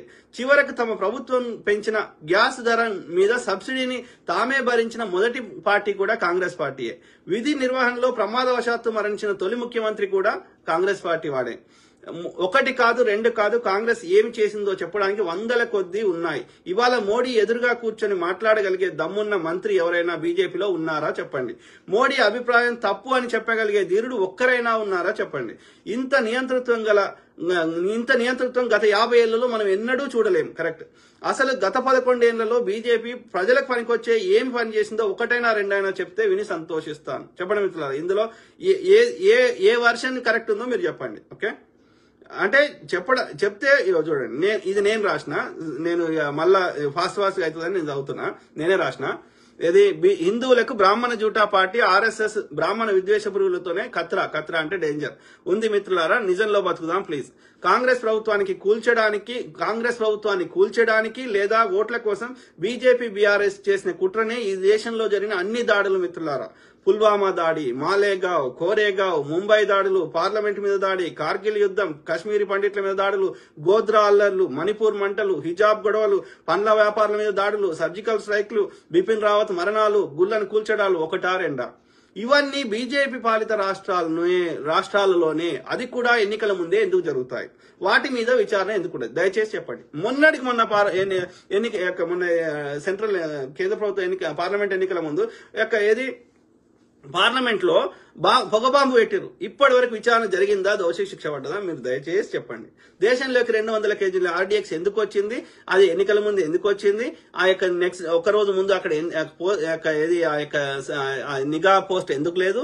ఇప్పటి వరకు విచారణ ఎందుకు జరగలేదు? ఎందుకు దోషులకు శిక్షలు పడలేదు? కాంగ్రెస్ హయాంలో ఎలాంటి దాడులు ఈ బీజేపీ వాళ్ళు చేయించినా, అది పాకిస్తాన్ తోటైనా, ముస్లింస్ తోటైనా, లేకపోతే వీళ్ళే ముస్లింల కేసు వేసి చేసినా ప్రతి దాని మీద విచారణ జరిగింది, దోషులకు శిక్షలు పడ్డాయి. అఫ్జల్ అర్థమైందా? మరి ఇప్పుడు ఎందుకు పడతలేవు? ఎందుకు విచారణ జరుగుతలేవు? కాదు, దేశ రక్షణ బలగాలు నీ చేలున్నాయి. కేంద్రానికి సంబంధించిన పోలీస్ వ్యవస్థ గానీ, కేంద్రానికి సంబంధించిన మిలిటరీ వ్యవస్థ గానీ, బార్డర్ సెక్యూరిటీ ఫోర్సులు గానీ, ఇవన్నీ కాకుండా మళ్ళా మీకు అనేక ఇన్వెస్టిగేషన్ సంస్థలు, ఎన్ఐఏ, సిబిఐ, ఈడీ, ఐటీ, ఇన్ని సంస్థలు ఉండంగా, ఓకే, మళ్ళా 18 అన్ని కాంగ్రెస్ ఉన్న అన్ని రాష్ట్రాల్లో ప్రతిపక్షాల పార్టీలను చంపేసి అక్కడ అన్ని రాష్ట్రాల్లో బీజేపీ ప్రభుత్వం ఉండంగా, అక్కడ ఉన్న దేశంలో ఉన్న సంపద అంతా మీ చేతిలో ఉండంగా, ఇవి కాకుండా మీ యొక్క బీజేపీ ఆర్ఎస్ఎస్ సంబంధించిన పారామిలిటరీ దళాలు ఉండంగా 84% హిందువులకి 10% ఉన్న ముస్లింస్ తోటి ఎందుకు థ్రెట్ వస్తుంది? 11 ఏళ్ల నుంచి నువ్వే ప్రధానికి ఉండంగా. అంటే నువ్వు అసమర్థుడివా? నువ్వు కంట్రోల్ చేయలేకపోతున్నావా?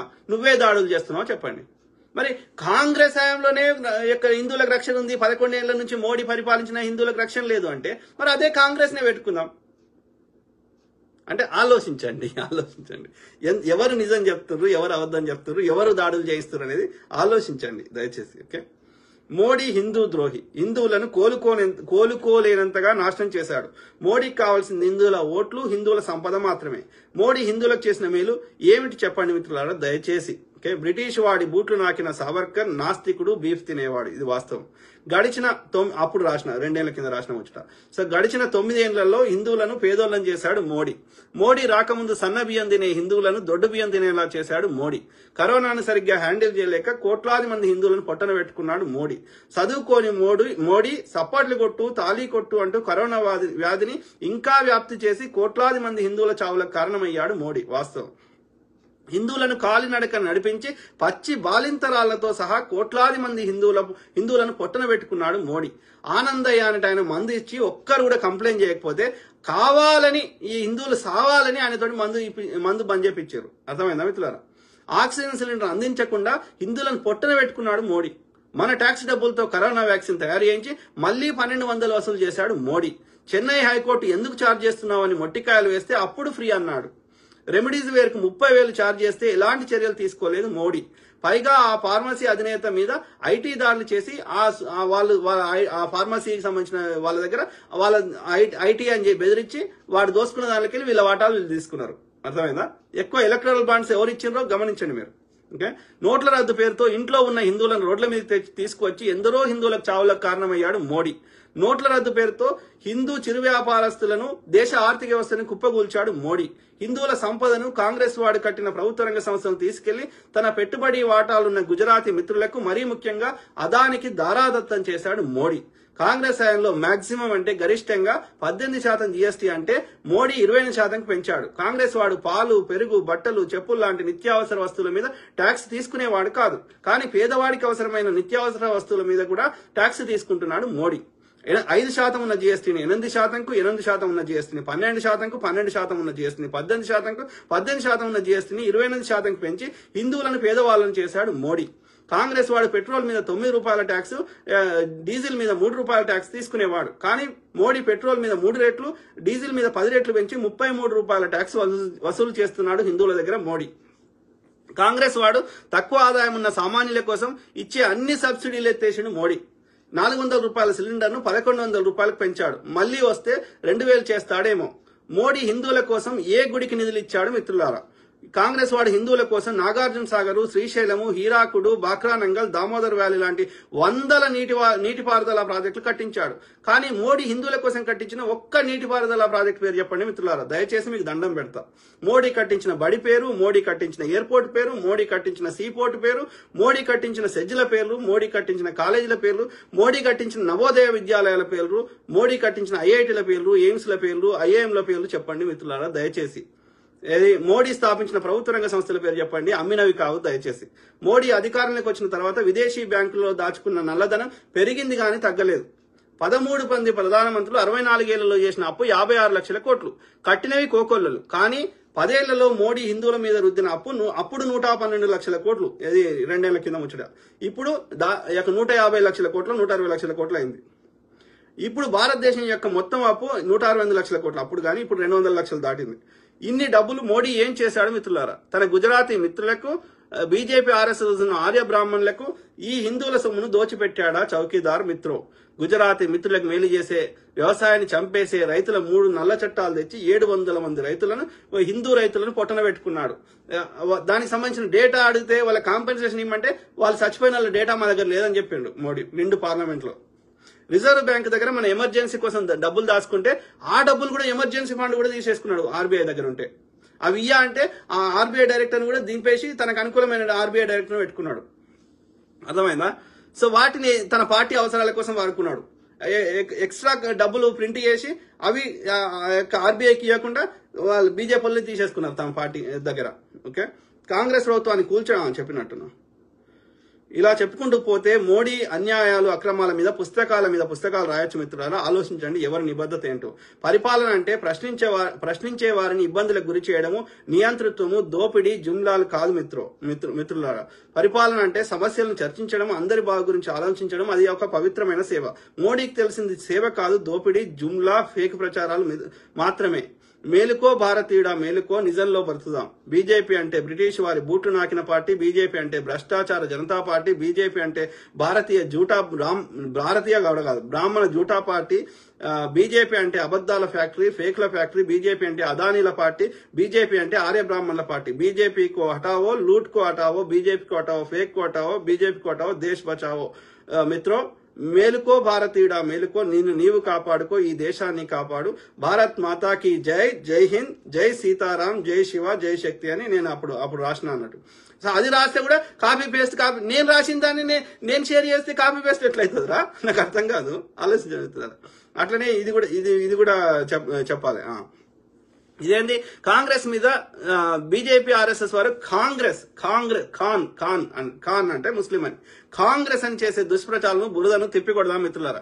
కాంగ్రెస్ ప్రభుత్వాన్ని కూల్చడానికి ఓట్ల కోసం బీజేపీ ఆర్ఎస్ఎస్ చేసిన కుట్రనే ఈ దేశంలో జరిగిన అన్ని దాడులు మిత్రులారా. ఇంతకుముందు చదివినా నేను గోద్రాల్లో అవన్నీ. ఓకే, ఏది ఫాస్ట్ దేశంలో జరిగిన అన్ని దాడులు బ్రాహ్మణ మనువాద వివక్ష హింసాత్మక బీజేపీ కాలంలో జరిగినాయి. పుల్వామా దాడి, మాలేగావ్, కోరేగావ్, ముంబై దాడులు, పార్లమెంట్ మీద దాడి, కార్గిల్ యుద్ధం, కశ్మీరీ పండితుల మీద దాడులు, గోద్రా హల్లర్లు, గ్రాహం స్టెయిన్స్ హత్య, మణిపూర్ మంటలు, హిజాబ్ గొడవలు, పండ్ల వ్యాపారం మీద దాడులు, సర్జికల్ స్ట్రైక్, ఇవన్నీ చెప్పినట్టు ఇంతకుముందు. ఓకే, కాంగ్రెస్ దేశాన్ని నిర్మించింది, బీజేపీ కూలుస్తుంది. చట్టం ఎవరికీ చుట్టం కాదు, కాకూడదు. పార్లమెంట్ మీద దాడి చేసిన Afzal గును ఉరిదీసింది Congress.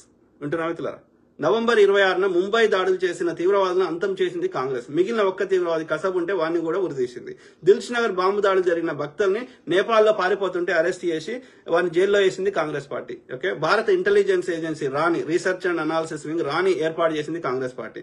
National intelligence agency NIA ను స్థాపించింది కాంగ్రెస్ పార్టీ. భారతదేశాన్ని శత్రు దుర్భేద్యమైన అణుబాంబు కలిగిన న్యూక్లియర్ పవర్ దేశంగా తీర్చిదిద్దింది కాంగ్రెస్ పార్టీ. శత్రు దేశమైన పాకిస్తాన్ 2 ముక్కలు చేసి ప్రపంచ పటంలో ఒక కొత్త దేశం బంగ్లాదేశ్ ని ఏర్పాటు చేసింది కాంగ్రెస్ పార్టీ. అందుకని 1971 బంగ్లాదేశ్ లిబరేషన్ వార్ తర్వాత అప్పటి ప్రతిపక్ష నాయకుడు బీజేపీ పార్టీ స్థాపకుడు భారతదేశ మాజీ ప్రధాని నేటి ప్రధాని శ్రీ నరేంద్ర మోడీ గారి రాజకీయ గురువు అయినటువంటి శ్రీ అటల్ బిహారీ వాజ్పేయి గారు నాటి ప్రధాని, ఉక్కు మహిళ, స్త్రీ శక్తి శ్రీమతి ఇందిరాగాంధీ గారిని పార్లమెంటు సాక్షిగా దుర్గామాత, భవానీమాత అని పొగిడాడు. ఓకే, అమెరికా జలంతర్గాములకు భయపడని ధీరవనిత, ప్రపంచ దేశాధినేతలందరూ ఉక్కు మహిళ, ఐరన్ లేడీ ఆఫ్ ఇండియా అని శ్రీమతి ఇందిరాగాంధీ గారిని ఇప్పటికీ అంటారు. అప్పుడే కాదు, 21 సార్లు క్షమాభిక్ష కోరిన బ్రిటిష్ వాడి బూటు నాకిన వాడు సావర్కర్. కశ్మీర్లో దాడులు చేయిస్తున్నారని 3 అత్యంత క్రూరులైన తీవ్రవాదులను కాంగ్రెస్ అరెస్ట్ చేసి జైల్లో పెడితే బీజేపీ హయాంలో వాజ్పేయి గారి పాలనలో ఆ 3 తీవ్రవాదులను ఆఫ్ఘనిస్తాన్ లోని కాందహార్ లో వదిలేసి వచ్చారు. వాడే అక్కడ పోయి ఏం చేసిండు, మళ్ళా దాడులు చేపించిండు ఈ దిల్ష్ నగర్ ఇవన్నీ. ఓకే, సో వీళ్ళు వదిలేసినందుకు. సో నాటి ప్రధాని బీజేపీ నాయకుడు వాజ్పేయి గారు సంజౌతా రైలు తీసుకుని పాకిస్తాన్ వెళ్లి ముషరఫ్ ను కలిసి వచ్చిన వారం రోజుల్లోపే కార్గిల్ యుద్ధం అయింది. ఎందుకైతుంది ఆలోచించండి. సో ఇట్లా చెప్పుకుంటూ పోతే వాళ్ళు చేసింది ఏమీ లేదు, కానీ అన్ని చేసిన కాంగ్రెస్ మీద బురద వెళ్తారు. ఆలోచించమని దయచేసి కోరుతున్నా. ఇది సామాన్య ప్రజలు కూడా వాళ్ళు కూడా చెప్పగలుగుతున్నారు కాంగ్రెస్ ఎవరేం చేశారు అనేది. చూద్దాం. ఇందిరామనే చేసిందా? కేసీఆర్ ఇల్లు రాలే? మరి కేసీఆర్ కావచ్చు ఇప్పటికి వచ్చి కానీ ఏడున్నది చూపేది. ఇందిరమ్మ చూపిస్తాం రాజ్యం అంతా. మీరు ఏమన్నా సరే, నాకు చదువు రాకున్నా సరే, ఇందిరమ్మ ఇండ్లు ఎంత కోట్ల ఇండ్లు ఉన్నాయి, కానీ ఆమె చదువుకోలేదు. ఆమెకు ఈ లంగతనం చేయడము, మాటలు ఏమార్చడం తెలియదు అమ్మకు. సో వాళ్ళైతే వాళ్ళ హృదయం స్వచ్ఛమైంది కదా, అంటే వాళ్ళు అబద్ధాలు చెప్పారు కదా. ఆలోచించండి. అంటే ఇందిరమ్మ చేసిన వాటి వల్ల ఆ పేదవాళ్ళకి కూడా ఫలితాలు వచ్చినాయని మనకు అర్థమవుతుంది కదా. ఇప్పటి జనరేషన్ పిల్లలు తెలియకపోవచ్చు. యూత్ ని ఈ మతం చుట్టూ తిప్పడం వల్ల వాళ్ళకి అర్థం చేసుకోకపోవచ్చు. అరే మీ నాయనమ్మనో నువ్వు ఉంటున్న ఇండ్లు ఇందిరమ్మ ఇచ్చినాయరా నాయన, కాంగ్రెస్ ఇచ్చినాయే. అర్థమైందా? ఆలోచించుకోండి పిల్లలు. ఇది అట్లా ఒక్కరు కాదు, ఒకరిద్దరు చెప్పుడు కాదు, ఎంతమంది చెప్పిందో చూద్దాం. ఏది చూడు, బీజేపీ ఆయన కూడా అంటున్నాడు. నేను సాక్ష్యం కాబట్టి చెప్తున్నా, 2004 నుంచి 2014 వరకు కాంగ్రెస్ పార్టీ అధికారంలో ఉన్ననాడు మా రోడ్లకు నిధి లాగలేదు, మా గౌరవానికి ఎక్కడ భంగం కలగలేదు. అసలు బ్రహ్మాండ ప్రోటోకాల్ ఉంటుండే, మనకు పిలుస్తుండే. ఏ అధికారికమైన ప్రోగ్రామ్ ఉందో రాజశేఖర్ గారు ముఖ్యమంత్రిగా వచ్చింది ఇక్కడికి మార్కెట్కి వచ్చి మన పిల్లలేదా జాస్మిన్ చెప్పండి. మాకు ఎన్నడూ కూడా మా గౌరవానికి భంగం కలగలేదు. అర్థమైంది? ఇట్లా ఒక్క పార్టీ వాళ్ళు కాదు, అన్ని ఇవాళ వేరు కారణాల చేత వాళ్ళ స్వార్థ ప్రయోజనాల కోసం వేరే పార్టీలకు పోయింటారు, కానీ నిజాన్ని అయితే దాచలేరు కదా. అందుకే నేను ఆలోచించమని కోరుతున్నా. ఓకే, బీజేపీతో కూడా తిరిగినట్టున్నావు కొంతకాలం కాదు. నేను చేరిన మొదటి పార్టీ అదే. ఏ సంవత్సరంలో? 2014లో. ఓకే, 2014లో జాయిన్ అయ్యాను. మళ్ళీ 2015లో బయటకు వచ్చేసాను. 1 year. ఆ 1 year లో అర్థమైపోయింది ఎందుకు వెళ్ళావు నువ్వు అసలు. అదే కొన్ని అబద్ధాలు చెప్పి ఎలా నిజాలైతాయో, ఎలా నిజంగా నేను ఫీల్ అవుతామో, అలాగే కాంగ్రెస్ పార్టీ దేశాన్ని నాశనం చేసిన ఒక అబద్ధాన్ని నేను కూడా నమ్మి వెళ్ళిన తర్వాత తెలిసింది కాంగ్రెస్ పార్టీ మాత్రమే ఈ దేశాన్ని నిలబెట్టింది. కాంగ్రెస్ పార్టీలో ఉన్నటువంటి ఆ కుటుంబం లేకపోతే ఈ దేశం ఎప్పుడో ముక్కలు అయిపోయేది. ఈ దేశంలో ఈ రోజు మనం ఇలా టీవీలు, ఇలా యూట్యూబ్ ఛానల్స్, ఇలా ఇంత పెద్ద వ్యవస్థలన్నీ కూడా సాఫ్ట్వేర్ గానీ ఏదైనా కానీ ఆ కుటుంబం తీసుకున్న నిర్ణయాల ఫలితమే. అంతే తప్పితే ఆ మోసాన్ని నేను గ్రహించి సంవత్సరంలోనే బయటకు వచ్చేసా. నా ప్రాంతానికి ఎప్పుడైతే మట్టి నీళ్లు తెచ్చిచ్చాడో అప్పుడే అమ్మో వీళ్ళు దొంగలు, వీళ్ళు కేవలం వాళ్ళ వాళ్ళు రాజకీయం చేయడం కోసమే పుట్టినటువంటి వ్యవస్థలు అవి, రాజకీయ స్వప్రయోజనాల కోసం పుట్టిన వ్యవస్థలు. మతం ముసుగు అనేది ముసుగు మాత్రమే అని నాకు అర్థమైపోయి బయటకు వచ్చారంట. ప్రత్యేక హోదా 5 సంవత్సరాలు చాలదు, 10 సంవత్సరాలు కావాలన్న వాళ్లే. అర్థమైందా? అంటే వాస్తవాలను ఏం మార్చలేరు అని చెప్పడానికి ఇవన్నీ చూపెడుతున్నాయి. ఓకే, చరిత్ర నిబంధనలు అధ్యక్ష డెఫినెట్లీ సోనియా గాంధీ గారి దయ వల్లనే తెలంగాణ వచ్చింది. అది కాదంటే వాళ్ళు మూర్ఖులైతే తప్ప మంచి లెవెల్ కాదు. బుద్ధి ఉన్న వాళ్ళు, విజ్ఞత ఉన్న వాళ్ళు దాన్ని అంగీకరిస్తారు. అందువల్ల సోనియా గాంధీ గారికి తెలంగాణ రాష్ట్ర ఏర్పాటు చరిత్ర ఎవరు ఎప్పుడు రాసిన అధ్యక్షుగా వారి పేరు రాస్తారు. అందులో అనుమానం లేదు. తప్పే ఉన్నట్టు పెట్టినా కూడా తప్పలేదు. లేదు, నథింగ్ రాంగ్. కనీసం మర్యాద తెలంగాణకు సంస్కారం ఉంది. సుధాకర్ రెడ్డి గారు జిస్కా కాయా ఉస్కా గాయా. వాస్తవాలను ఎవరు మార్చలేరు. సింపుల్. గారు గెలిచారు 2014లో. ఎందుకు గెలిచారు? కాంగ్రెస్ పనికి రాకుండా అయిపోయింది, ప్యారలైజ్ అయిపోయింది, మన్న అయిపోయింది. ఏదో ఆ మన్మోహన్ సింగ్ గారు పాపం మంచి వ్యక్తి అనేది బదనాం పెట్టి ఆయన పనిచేసుడు ఎక్కువ చేస్తాడు, ప్రచారం తక్కువ చేయలేను. డాను ఆయన ఒలిపెట్టినట్టు చాలా చేసిన ఆయన పని. నేను చెప్తా ఆయన ఏం చేసాడు, మోడీ గారు ఏం చేసాడు, నాకు అర్థం లెక్క. నేను చెప్పలేదు, చాలా మంది చెప్పిండ్రు. మోడీ గారి కన్నా బెహతరీన్ పనిచేసిండు ఆయన, కానీ ఆయన చెప్పుకోలేదు. చేయలేదని వీళ్ళు ఎక్కువ చేసి దేశాన్ని నమ్మించి మేమేందో చేస్తామని చెప్పారు. ఆ చరిత్ర నాది కాదు అధ్యక్ష.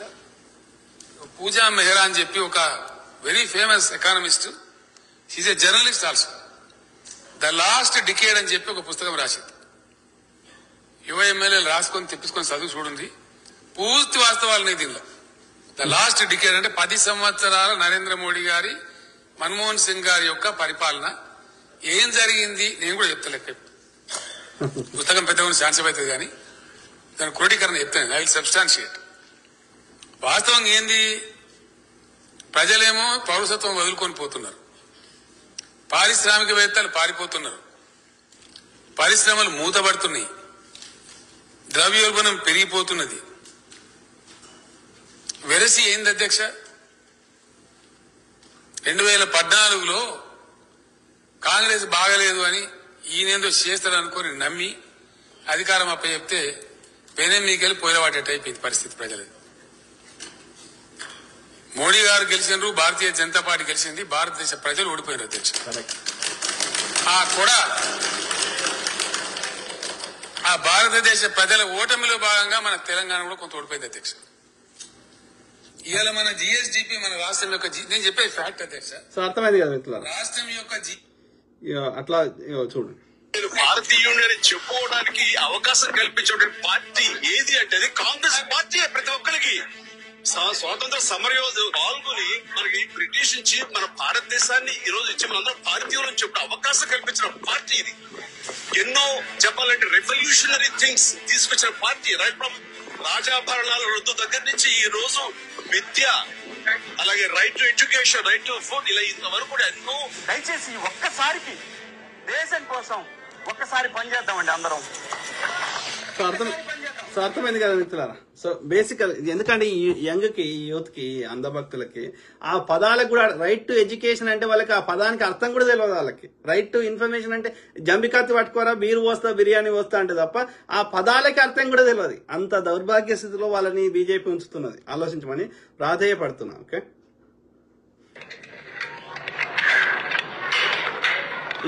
ఇది రియల్ గా నాగార్జున సాగర్ కట్టినప్పుడు ఇది నేను మొత్తం చూపెట్టా, ఎందుకంటే ఎక్కువ లెంత్ కావద్దని. సో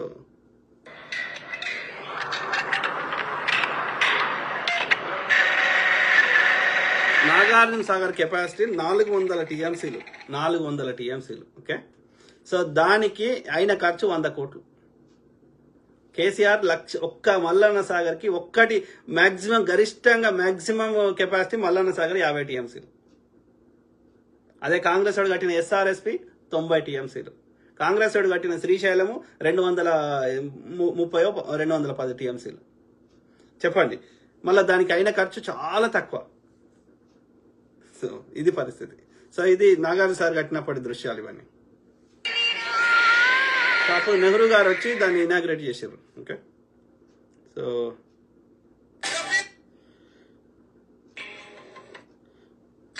సంవత్సరాలలో జరిగిన అభివృద్ధి, 64 సంవత్సరాలలో చేసిన అప్పులు మీరు పోల్చుకోండి. 9 ఏళ్లలో జరిగిన అభివృద్ధి ఏంటి, 9 ఏళ్లలో దేశం మీద అప్పులు ఎంత మందికి ఎవరెవరు ఎంత దోచిపెట్టిండ్రు. కాంగ్రెస్ కి 2G స్కామ్ అన్నారు, నిరూపించిర్రా? దాన్ని ఓన్లీ మా మీద బదలాం లేపి ఓట్లను దండుకున్నారు. మీరు చరిత్ర ఏమన్నా ఉన్నదా బీజేపీకి చెప్పడానికి? కాంగ్రెస్ కి ఇంత చరిత్ర ఉన్నది, మీకేం చరిత్ర ఉన్నది? దేశానికి స్వతంత్రం తెచ్చినాము, దేశంలో గుండు సూదిగాని నుంచి ఈ రోజు అంతరిక్షంలోకి పోవడానికి కాంగ్రెస్ కారణం. నాసా అట్లాంటి సంస్థల్ని ఏర్పాటు చేసింది కాంగ్రెస్. సిస్టర్ మాట దొరికింది, నాసా కాదు ISRO. Okay, so Indira Gandhi government చేసింది. ఇందిరాగాంధీ ఉన్నప్పుడే ఇల్లు ఇచ్చింది, నాకు ఇల్లు ఇచ్చింది, రైతు పేదలకు ఇల్లు కట్టించింది, 700 రూపాయలు ఇచ్చింది. అప్పుడు కేసీఆర్ చాలా చేసినట్టు కేసీఆర్ ఏం చేయలేదు, ఎవరు అన్నాడు, ఎవరు రమ్మని యాక్సిడెంట్ తోడికి రమ్మని అజయ్ దాని గొప్ప. అంటే నేను ఎందుకు వీళ్ళని చూపెడుతున్నా అంటే చదువుకోలేదు వాళ్ళు. ఓకే, చదువుకున్నవాడు కొంత అబద్ధం చెప్పడానికి అవకాశం ఉంటుంది, వాళ్ళకి ఏం తెలియదు, అమాయకులు. సో వాళ్ళు ఎలాంటి అబద్ధం చెప్పే అవకాశం లేదు కాబట్టి నేను చూపెడుతున్నా. ఓకే, వాళ్ళని ఎవరో చెప్పమంటే చెప్పలేదు వాళ్ళు, కాబట్టి నేను అమ్ముడు పోలేదు, అందుకని చూపెడుతున్నా. ఓకే, సో ఇది నాగార్జున సార్ చూపెట్టాను కదా, చూపెట్టిన ఇరిగేషన్ ప్రాజెక్ట్స్ ఇక చూడు, కల్వకుర్తి, భీమా, కోయల్ సాగర్, నెట్టెంపాడు, అట్లాంటి 100 ఇరిగేషన్ ప్రాజెక్ట్స్ మోడీ ఒక్కటి చెప్పండి మోడీ గారు కట్టింది. సో అట్లా చాలా ఉన్నాయి మిత్రులారా. ఓకే, సో ప్రధాని నరేంద్ర మోడీ ఇటీవల మాట్లాడుతూ 60 ఏళ్ల కాంగ్రెస్ ఏం చేసింది, 60 ఏళ్లలో దేశానికి ఏం వెలగబెట్టింది అంటూ విమర్శలు చేయడం తెలిసిందే. దీనికి సోషల్ మీడియాలో వినిపిస్తున్నటువంటి ఒక సందేశాన్ని రేవంత్ రెడ్డి సోషల్ మీడియా కావచ్చు, కాంగ్రెస్ సోషల్ మీడియా కావచ్చు, మిగతా ప్రత్యర్థుల సోషల్ మీడియాలు, మామూలు సామాన్యమైనటువంటి ప్రజలు కూడా దీన్ని షేర్ చేస్తూ మోడీ గారు 60 ఏళ్లలో ఇది కాంగ్రెస్ చేసింది, మరి ఈ 8 ఏళ్లలో మీరేం చేశారు అని ప్రశ్నిస్తున్నారు. ఒకసారి దాన్ని చూస్తే, నేను మోదీని విమర్శించాలని కానీ బీజేపీ ప్రభుత్వాన్ని కించపరచాలని కానీ తెలియజేయడం లేదు. దేశ పౌరుడిగా నేను దేశ ప్రజలకు కొన్ని విషయాలు తెలియజేయాలని అనుకుంటున్నాను. ప్రధాని మోదీ ఒక వేదికపై నిలబడి 60 ఏళ్లలో గత పాలకులు ఏం సాధించారని ప్రశ్నించి తెలివితో ప్రాణాలు తీయడం ఇదా? సో ఇక చాలా వరకు నేను చెప్పినా కాబట్టి రిపీట్ అవుతుంది, నేను మళ్ళీ చూపెడతలేను. ఓకే, సో అది పరిస్థితి. ఓకే, మీ కామెంట్ చదువుదాం. ఇది చూడు, ఇదో सबसे बड़ा आरोप तो ये लगाते हैं कि हम परिवारवादी हैं, है ना? इसको देशभक्ति कहते हैं कि एक शहीद होता है, इसको అంటే देशभक्ति మాది కుటుంబ పార్టీ అంటున్నారు కదా. మాది కుటుంబ పార్టీయే, కానీ దేనికోసం, దేనిలో కుటుంబ పార్టీ? దేశం కోసం ప్రాణాలు అర్పించడానికి కుటుంబ పార్టీ అని చెప్తుంది ప్రియాంక గాంధీ గారు. एक शहीद होता है तो दूसरा खड़ा होता है, और दूसरा शहीद होता है तो तीसरा खड़ा होता है. ఒక్కరు దేశం కోసం ప్రాణాలు అర్పిస్తే రెండో వారు ముందుకు వస్తారు మా కుటుంబం నుంచి. అందుకని దేశాన్ని ప్రేమించడంలో మాది కుటుంబ పార్టీ అని చెప్తుంది. तीसरा शहीद होगा तो चौथा खड़ा होगा. ये एक पुरानी हिंदू परंपरा है, ये हमारे धर्म की परंपरा है, इसको परिवारवाद नहीं कहते.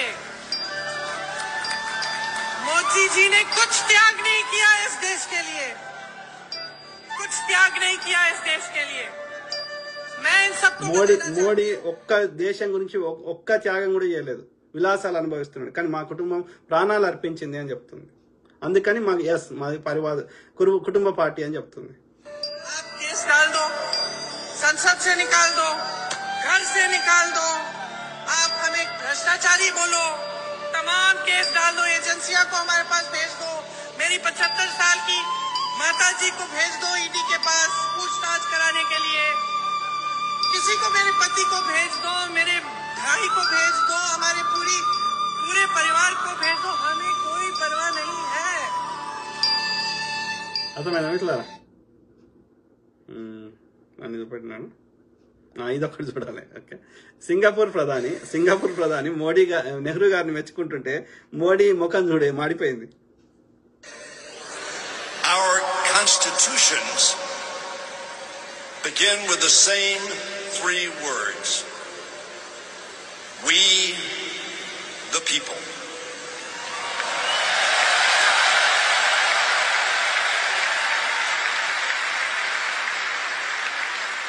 The father of Indian independence, Mahatma Gandhi, whose 150th birthday we mark on October 2nd, once defined democracy as, and I quote Mahatma Gandhi, something that gives the weak the same chance as the strong.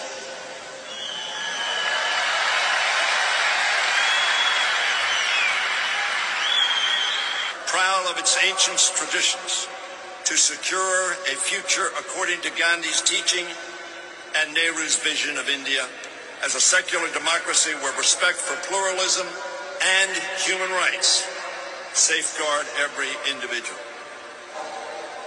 On the eve of independence, Nehru praised Gandhi's mission to, and I quote, a quote that all of you surely know, wipe every tear from their eye. And they made a pledge for India's.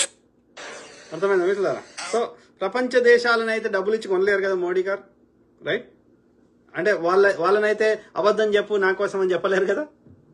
So Singapore ప్రధానికి నెహ్రూ గారి గురించి మాట్లాడాల్సిన అవసరం ఏమొచ్చింది అంటే ఆయన అంత contribute చేసిండు అనేది మనం గమనించాలి. ఇలా ఐక్యరాజ్య సమితి ఏర్పడడానికి కీలకమైన పాత్ర పోషించింది నెహ్రూ గారు. ఇలా భారతదేశంలో ఏమైనా కట్టబడ్డాయి అంటే నెహ్రూ గారి పుణ్యమే. అర్థమైందా? సో ఇక్కడ ఇవన్నీ చూపెట్టడానికి కారణం ఏంటంటే ఈ జనరేషన్ యూత్కి చాలా మందికి వాట్సాప్లో వచ్చేది నిజం అనుకుంటారు, అది తెలుస్తలేదు. కాబట్టి వాస్తవాలను చెప్పడానికి నా వంతు ప్రయత్నం నేను చేస్తున్నా. ఓకే, స్టార్టింగ్ చూద్దామా? స్టార్టింగ్ చూద్దాం, మళ్ళీ మిస్ అవుతాం.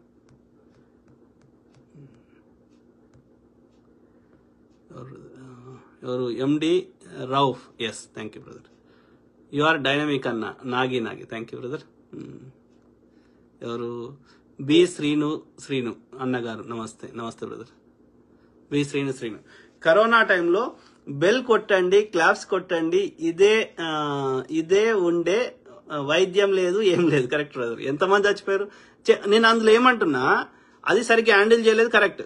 కానీ దానివల్ల చనిపోయిన వాళ్ళు ఎక్కువ మంది హిందువులా, ముస్లింలా, క్రిస్టియన్లా? Okay, simple. కాంగ్రెస్ కట్టిన ఏదైనా దాంట్లో లబ్ధి పొందుతున్న వాళ్ళు హిందువులా, ముస్లింలా, క్రిస్టియన్సా? మాకు ఆన్సర్ కూడా వద్దు, అంతరాత్మక ఆన్సర్ చెప్పుకోండి సార్, అంతే. అది నిజంగా కాంగ్రెసా? మరి ఇదే అది కాంగ్రెస్ అయితే ఇదేందో మరి చెప్పండి. షేక్ బాబా అన్నగారు super speech. Thank you brother. Thank you to all my brothers, sisters, friends, every one. Okay, ఎవరు? Naresh CNR. Hi sir. Hi brother.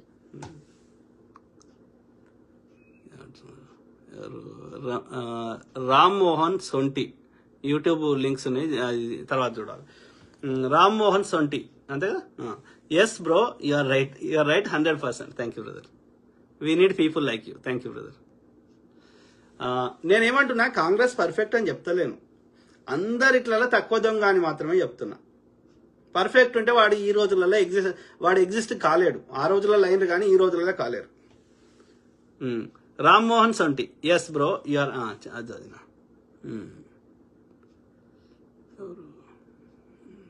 Kalyan Naresh అన్న, మీరు వాస్తవాలు ఇంత డేర్గా చెప్తున్నారు. అందరూ మీలాగే ఉండాలి, మీలా ప్రశ్నించే తత్వం రావాలి. వస్తుంది బ్రదర్. మన స్వార్థాన్ని కొంచెం పక్కకు, భయాన్ని, స్వార్థాన్ని పక్కకు పెడితే అందరిని అలాగనే తయారవుతారు. సింపుల్. ఎందుకంటే వాటి వల్ల మనం దేనికోసం కొట్లాడుతున్నాం? మనం కట్టిన ట్యాక్స్ డబ్బుల్ని మనకు లాంగ్ టర్మ్ ఏదైనా శాశ్వత పరిష్కారాలు మా సమస్యలకు చూపెట్టండి. అభివృద్ధి చెందిన దేశాల లెక్క అన్ని రంగాల్లో మన దేశాన్ని అభివృద్ధి చేయమని కోరుతున్నాం. అంతకు మించి ఇంకా నేనేమన్నా నాకేదైనా ఒక రూపాయి ఇవ్వమని కానీ, ఇంకా నాకు తెలిసిన వాళ్ళకి ఇవ్వమని కానీ ఏమంటలేం కదా. As simple as that. అందరూ వాళ్ళు డే అంతా కష్టపడి వాళ్ళు సంపాదించి ఆ యొక్క ట్యాక్సులు కడతారు గవర్నమెంట్కి. ఆ ట్యాక్సులని సద్వినియోగం చేయమంటున్నాం అంతే. మేము ఏమంటలేం. ఏ ప్రభుత్వాన్ని అడుగుతాం, అది కాంగ్రెస్ అయినా అడుగుతాం, ఇంకో ప్రభుత్వం అయినా అడుగుతాం. వాడు మంచిగా చేసిండు కాబట్టి వానికి మద్దతు ఇస్తున్నాం. ఎందుకంటే అలా బెస్ట్ ఆప్షన్ ఎన్నుకోవాలి కాబట్టి. Simple. Rajesh Rohit. Thank you brother. Raju Gella. Thank you. So Siraj Raj కూడా అన్న, యు ఆర్ ఏ గ్రేట్ అన్న, డేరింగ్ డాషింగ్, జై కాంగ్రెస్. ఫాస్ట్ చదువుతున్నాను, ఎందుకంటే చూసే వాళ్ళకి మరీ లెంత్ కావద్దన్న ఉద్దేశంలో ఫాస్ట్ కంప్లీట్ చేసే ప్రయత్నం చేస్తున్నా. సురేష్ బాబు హాయ్ అన్న, హాయ్ బ్రదర్. ఎందుకంటే అందరికీ అంత ఓపిక ఉండదు కదా. కానీ నాకేందంటే 2 నిమిషాలు 1 నిమిషం చెప్తే ఇప్పుడు ముచ్చట అర్థమైతే ఒక్కరికైనా అర్థమైంది అనుకో, వాళ్ళు 4గురికి చెప్తారు కదా. ముచ్చట కరెక్ట్ అర్థం కాకుండా ఏదో షార్ట్ లెక్క చెప్తే అది వ్యూస్ వస్తాయేమో, వైరల్ అవుతుందేమో, కానీ మనం చెప్పాలన్న పూర్తి సమాచారం వాళ్ళకి దిమాగ్ లెక్కది కదా. Then what is the use? పనికి నిజంగా పనికిరాని వ్యూస్ ఎందుకు మనకి? So Siraj I'm your follower అన్న, I'm watching daily your videos, good job అన్న, జై Congress. Thank you brother, thank you Siraj brother, and జై కాంగ్రెస్. రఘు గంగిశెట్టి బ్రదర్ నచ్చదు, ఆయన బీజేపీ ఫాలోవర్ అనుకుంటా ఆయన. So Rajender Reddy Singasani, MIM BJP 2 worst in India. Correct brother. ఒకటేమో తడి చెత్త, లేదో పోస్ట్ పెట్టారు, ఒకటేమో తడి చెత్త, రెండోదేమో పొడి చెత్త అని. కరెక్ట్. 2 పోతే గానీ గబ్బు పోదు, ప్రజలకి ఇండియాకు బాగుపడుతుంది. Correct brother, agree, totally agree. ఎవరు? Steven Madaraboina. Correct. Hi sir, hi brother. So అది మిత్రులారా, ఐ కీప్ టాకింగ్, మాట్లాడుతూనే ఉంటా. ప్రతి అంశం మీద అవగాహన చేస్తా, మీ తరఫున వాయిస్ ఇస్తా. సో అందరు బాగుండాలి, అందులో మనం ఉండాలి. ఓకే. సర్వే జనా సుఖినో భవంతు. God bless all. Take care. Good night. Bye.